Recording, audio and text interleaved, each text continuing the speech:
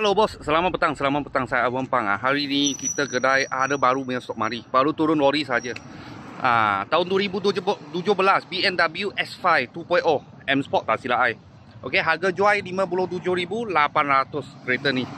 Ini pun sampai, itu pun baru sampai, itu pun baru sampai. Ada orang komen itu kedai ke tepi jalan. Bukan, kita kedai ke sana kat sana. Semalam baru turun lori, letak tepi saja. Okey, harga jual 57,800. Kereta ni boleh masuk loan lagi, tapi kita tengok kereta punya condition tak macam mana lah. Cat masih okey lagi ya. Cat semua okey lagi. Cuma belum cuci ya saja. Okey, dalam macam ni. Leather semua cantik punya. Dia mairi 119. Servis kat sini.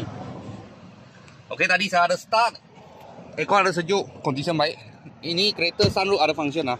Ada function, dia ada sunroof punya, belakang ada television. Okey, plate nombor saya tak boleh tunjuk lah. Tapi belakang punya cat semua okey ya, semua okey. Belakang langsung sikit jala pun tak ada.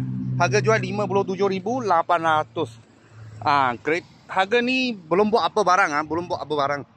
Kalau buat sikit-sikit saya boleh offer lah. Kalau buat banyak, ada repair ke lain-lain mungkin nak top up sikit lah. Kalau ada apa murah-murah kereta saya akan video lagi. Thank you bos, thank you.